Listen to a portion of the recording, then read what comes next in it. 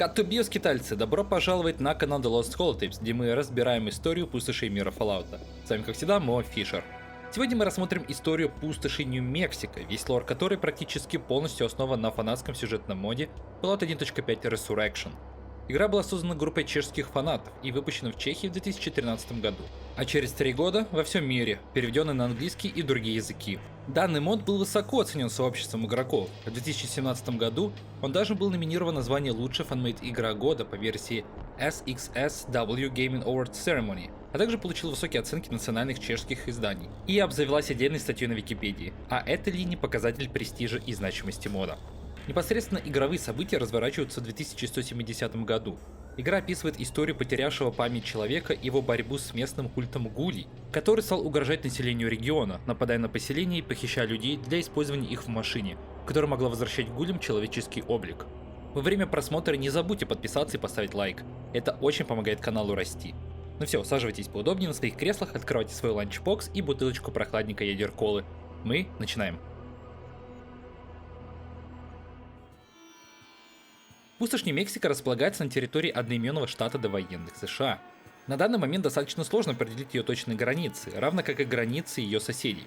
Поэтому пока что я буду считать, что с севера пустошь граничит с пустошью Колорадо по горам Сан-Хуан, пустошью Сонора по плато Колорадо, пустошью Техас по восточной довоенной границе. С юга она будет ограничена реками Пуэрко, Сан-Хосе и Рио-Гранде и горами Сакраменто. Начнем разбор истории послевоенной пустоши с убежищ Валтек. Убежище 16 находится под Альбукерке. Его экспериментом было назначение 2 смотрителей, мужчины и женщины, для проверки развития событий в убежище в условиях политического двоевластия, подсластенного гендерными различиями. Убежище 53. Его экспериментом были непрекращающиеся поломки оборудования каждые несколько месяцев, а целью исследовать уровень стресса жителей. Согласно Fallout New California, также находится в Альбукерке. Говоря про другие укрытия, следует отметить подземную военно-исследовательскую базу, полигон ядерных испытаний в окрестностях города Лос-Аламос. Во время бомбежки в комплексе укрываются ученые и работники комплекса. 23 октября 2077 года произошла Великая война. Не все ученые укрылись в комплексе Лос-Аламос. Некоторая их часть покинула его, как только открылась возможность, и отправилась на сервер в парк Меза-Верде. Там они нашли ту самую индейскую деревню в скале, которую вы наверняка видели на картинках. У них был с собой едва работающий компьютер, который они запитали от самодельной ветряной мельницы. Двоевластие в убежище 16 сразу привело к осложнениям. Так люди убежища разделились на 2 лагеря, поддерживающих, как они считали, более достойного лидера. Происходила эскалация конфликта, пока смотрители не решили ситуацию экстравагантным методом. Они поженились. Таким образом, они помирили убежище, и с тех пор люди живут и не ругаются. Смотрители умудрились создать монархию с правящей династией Харинг-Стилсон, и с тех пор только члены их семьи становятся во главе управления убежищем. Через некоторое время после окончания войны ученые, запертые в комплексе Лос-Аламос, начинают испытывать на себе последствия радиации и гулифицируются. Из 1500 работников комплекса войну и гулификацию пережило всего 40. В 2087 году, спустя 10 лет, гули из Лос-Аламского полигона выбираются наружу и организовывают экспедицию из 12 гулей во главе с Вилломом Кларком. Спустя год он возвращается домой, ведя за собой группу из 40 ищущих пристанище гулей, которых он подобрал в пустоши. 11 его товарищей, с которыми он отправился в путь, погибли. Виллом становится лидером поселения. Повидав мир снаружи и не желая иметь с ним ничего общего, гули, именующие себя детьми пустошей, запираются изнутри в комплексе, переименовывая его в резервацию. Компьютер ученых в Меза-Верде начал потихоньку умирать. Тогда ученые, боясь забвения всем знаниям и технологиям, что имели с собой, начали писать всякие схемы и формулы на скалах. Поколение спустя вся эта наскальная живопись интегрировалась в культуру деградирующего в племя деревни. Членов племени уже и имена были как всякие математические термины, например, интеграл, сумма или радианна. А также при рождении они получали счастливый номер, с учетом которого вели свою жизнь. Например, человек с номером 6 охотился только на 6-й день недели. Тем не менее, с годами племя полностью позабыло свои корни и учения. Благодаря схемам на скалах они умеют работать с техникой, но теорию процессов уже не понимают. Называется племя Сайферс. В Fallout of Nevada можно встретить семью из убежища 53, странствующей в доме на колесах. Из этого можно сделать вывод, что убежище было покинуто до 2140 года. Но я бы даже сдвинул его исход еще на минимум 3 года раньше. так как жители не пересеклись с коллегами из убежища 16, и зашедших в 2137. В прекрасном моде для Fallout New Vegas Salt Lake Stories можно встретить гули-механика с братом, которые покинули убежище, где постоянно все ломалось и нужно было ремонтировать. После этого они поселились в резервации. Самое забавное, что лор убежища 53, взятый из 4 несвязанных источников лора, Невада, Солт-Лейка, Нью-Калифорнии и Библии, друг другу не противоречит. Спустя 60 лет после войны открывается убежище 16. Люди выходят на поверхность во главе с смотрителем Теодором и образовывают на руинах Альбукерке город-убежище 16, судя по всему, используя ГЕК. Спустя 11 лет после завершения образования города-убежища 16, Теодор возжелал сложить полномочия по его управлению. Однако подданные уговорили его продолжить правление, предложив почетный титул императора. Теодор был мудрым правителем, а потому создает правящий совет, но в который по традиции входят члены правящей династии. Таким образом, в 2148 году в Альбукерке образовывается имперский город. До 2150 года в регионе образовывается фракция ополчения, именуемая Охотники на мутантов, во главе с Себастьяном. Своей целью они провозглашают борьбу с супермутантами, гульями и прочими второсортными существами. Охотники делили людей по чистоте крови и устраивали геноцид тех, кто имел хоть какие-нибудь небольшие естественные мутации. В 2150 году, отбившись от группы охотников, раненый Эндрю Рьемон в поисках убежища натыкается на заброшенный исследовательский центр Ваултек. В нем он проводит несколько месяцев, восстанавливая свои силы и потихоньку сходя с ума, вырабатывая свою концепцию о том, что для того, чтобы избавиться от мутантов, надо избавиться от людей, которые ими в конечном счете становятся. Также в этом центре находилась экспериментальная установка, которая была способна восстанавливать подверженную радиации плоть. Собственно, основной конфликт 170 года будет крутиться вокруг этой установки. Как выяснил Эндрю, читая довоенную документацию, эта установка могла восстанавливать плоть, но через некоторое время эта плоть должна была начать распадаться на молекулярном уровне в течение 2-3 лет. Это была недоработка данного экспериментального устройства. Через некоторое время на базу натыкается группа гулей, в которой Эндрю увидел инструмент реализации своего коварного плана по истреблению людей. Он удалил всю документацию об устройстве и предстал перед гулями, сказав, что тоже был когда-то гулем, но машина сделала его вновь человеком. Для гулей, гонимых и терроризируемых в пустошах, машина стала символом надежды и исцеления. Эндрю таким образом создает культ перерождения, его величают спасителем. Эндрю удается создать организацию с иерархией и уровнями доступа, а также вести процедуру перерождения. Эндрю понимал, что долго культ не протянет, если перерожденные начнут распадаться на куски на глазах других гулей спустя всего пару лет. Поэтому он организовал ежегодный ритуал, при котором он выбирал одного гуля, которого и отправляли в машину. После того, как гуль превращался в гладкокожего, его уводили в самый закрытый сектор базы и освобождали от всех обязанностей, якобы позволяя ему наслаждаться своей новой жизнью и быть символом благодати и надежды для остальных гулей. На деле Спаситель выбирал гулей не случайно, а тех, кто приближался к изучению секрета машины.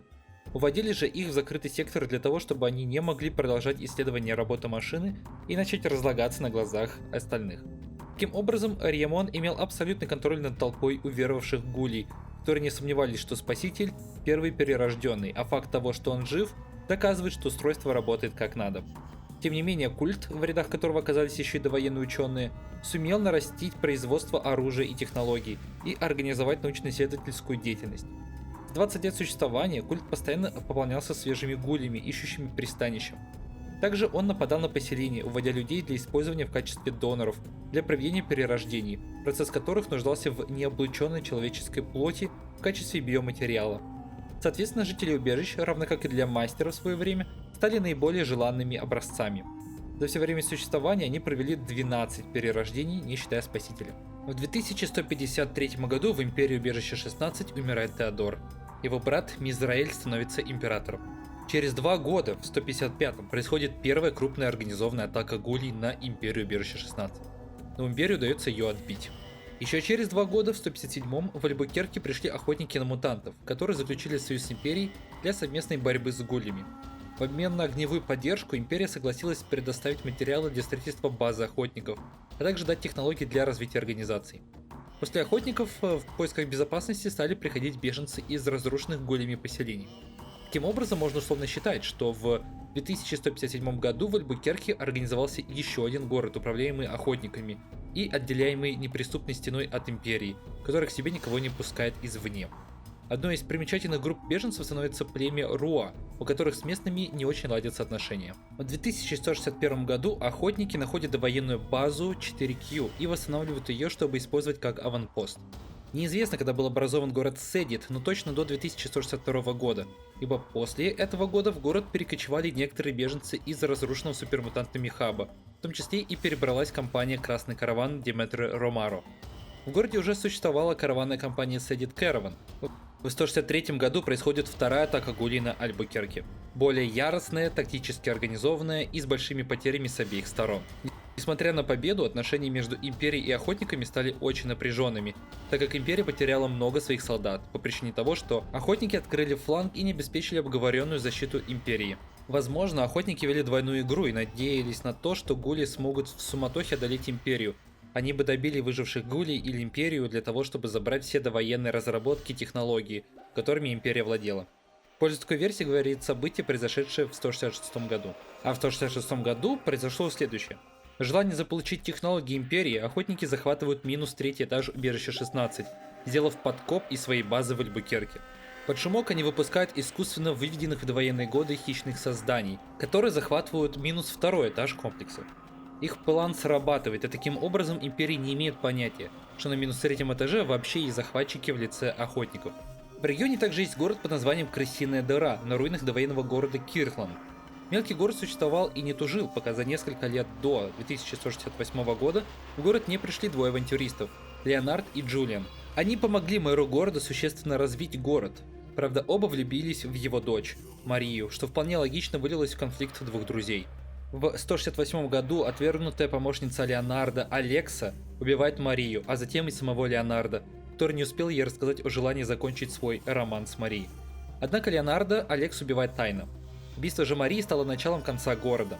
Мэр города самоустранился от управления и оказался выброшенным на улицу, а город разделился на две противоборствующие и воюющие стороны, состоящие из многочисленных наемников. Южная крысиная дыра под колпаком Джулиана и северная крысиная дыра, которым якобы управлял Леонард, заперевшись от возможных недоброжелателей в чулане и отдающий приказы Алексе. Но на самом деле группой наемников управлял Алекс. Затяжная война вынудила простых жителей покинуть город и искать прибежище в более безопасной среде. Одна из таких групп переселенцев в том же году образовала деревушку Новая Надежда, чуть севернее Киртланда. Годом позже, в 2169 году, было совершено 13-е перерождение. Избранным стал гуль, которого все так и называют – 13-й, и который стал протагонистом Fallout 1.5. Считалось, что 13-й был выбран за боевые заслуги, которые он получил в ходе рейдов на поселение. У него был друг Томас, ученый, который сумел выяснить про неисправность машины, но по какой-то причине перерождению был подвергнут не он. К 2170 году уже существовала третья караванная компания в Седите – Мечта Фредерика. Система управления городом была как в хабе. Городом управлял совет из глав торговых домов. Помимо всего этого, в регионе есть бывший пригород Седита, а ныне уже самостоятельное поселение Лост Сити. Между двумя частями города существует горная преграда, и сообщение между ними осуществлялось по тоннелю, пока его не захватили когти смерти. Оставшись на той стороне, власть в свои руки взял Хуан Родригес со своими приспешниками, а сам городок стал большим нарко-алко-притоном с казино. Также в городе базировалась банда рейдеров Дэмиена, постоянно нападающих на караваны Фредерика. Есть еще довольно крупный по местным меркам шахтерский город Коарат.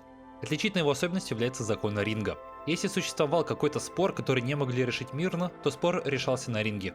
Кто выжил на ринге, тот и прав. Как говорится, двое зашли, вышел один. К 2170 году город делят двое влиятельных и непримиримых между собой людей. Нестор, владелец угольной шахты, и дядюшка, организатор торговли. Оба совместной деятельностью держат город на плаву, и оба хотят устранить друг друга. Еще в Альбукерке присутствует сильно докучающая местным жителям и беженцам банда Векса.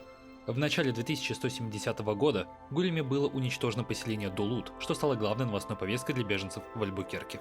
В 2170 году, протусив в обличии человека некоторое время и узнав страшную правду от Томаса о машине и ее эффектах, в начале марта 13-й сбегает и отправляется куда-то на север, а культ начинает за ним охоту. 13-й оказывается вовлеченным в перестрелку и, получив ранение в голову, теряет сознание и память в какой-то пещере на границе с Колорадо.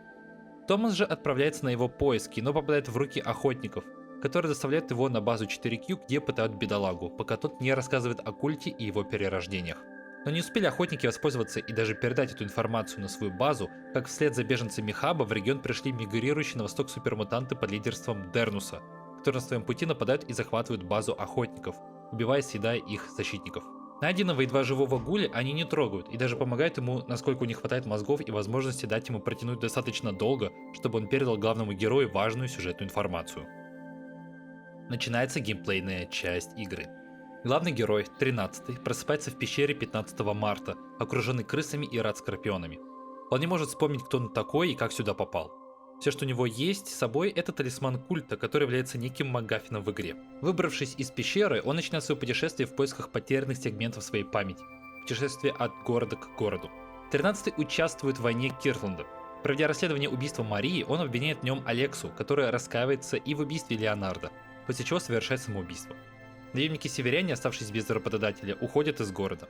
Джулиан в смешанных чувствах остается руководить городом.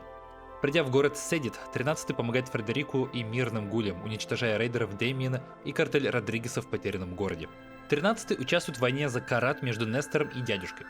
Дядюшка организует бунт в шахте, в результате подавления которого Нестор лишается существенного количества как рабочей силы, так и наемников. Обе стороны принуждают 13-го выйти на ринг и победить чемпиона-оппонента.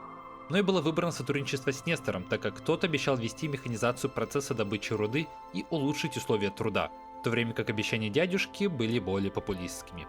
А может быть потому, что 13-му не хотелось драться против супермутанта, чемпиона Нестора. В общем, 13-й побеждает чемпиона дядюшки, но тот отказывается уходить из города. Тогда при помощи местной полиции и его фракцию и его самого устраняют. Нестор становится хозяином города. Очень важное событие произошло в Империи Убежище 16 – Эльзовский путч.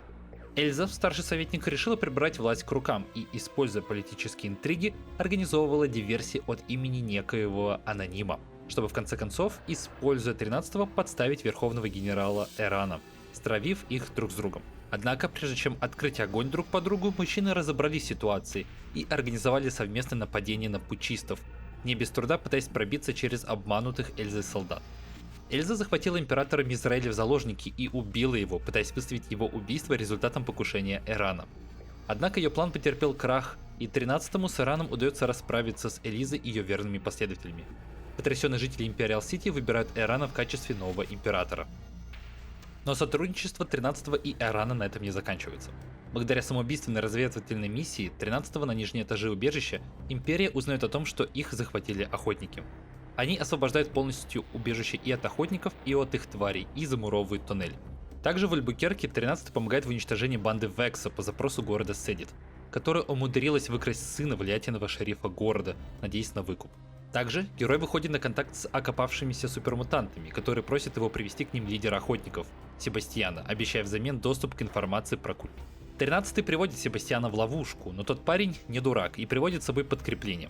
В перестрелке супермутанты уничтожают все-таки группу Себастьяна и открывают доступ 13-го к Гулю Томасу, который перед смертью рассказывает герою правду. В последнем акте, обладая всей информацией, а также пониманием того, что культ необходимо остановить, пока они не уничтожат всех людей в округе, герой отправляется на базу культа и устраивает диверсию, активировав процедуру самоуничтожения комплекса. Попутно он убивает Эндрю Риамона, а также освобождает из плена большое количество людей, которых готовили как биоматериал для использования в перерождениях. На этом игровые события Fallout 1.5 заканчиваются. 13-й, как и выходец, уходит в пустошь, только в отличие от выходца, 13-й начинает испытывать процессы декомпозиции своего тела и, не желая испытывать медленную и мучительную смерть, совершает самоубийство.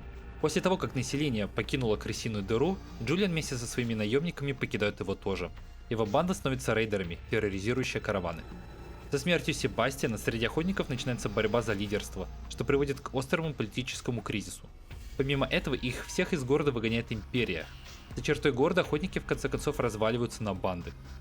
Альбукерки и Империя сливаются в единый город, свободный от ксенофобии. Супермутанты уходят куда-то на восток, в места, свободные от людей и преследования. Популяция Новой Надежды не восполняется, и деревня умирает вместе с последними своими жителями через некоторое время. С уничтожением власти Родригеса потерянный город загибается, и люди покидают его. Карат становится промышленным и процветающим центром. Нестор, как обещал, вводит автоматизацию в добычу руды. Седит остается крупным торговым городом. До 2089 года Красный Караван вернется в новоотстроенный хаб и восстановит свое могущество. На этом заканчивается первый этап истории пустоши Нью-Мексико, ознаменованный уничтожением культа перерождения. Спасибо, что провели эти 20 минут за прослушиванием этой голозаписи. Не забудь поставить лайк на своих пипбоях и оформить подписку, чтобы не пропустить новые голозаписи. Также не забывайте чекать тонну интересных ссылок в описании, среди которых прочих, карта, которую я использую в своих роликах, и лорник, где я свел всю информацию в удобный табличный формат. Не подавайтесь сказкам о чудесном исцелении, требующей вашей полнейшей покорности и фанатизма, и тогда мы вновь увидимся в пустошах, скитальцы. Конец голозаписи.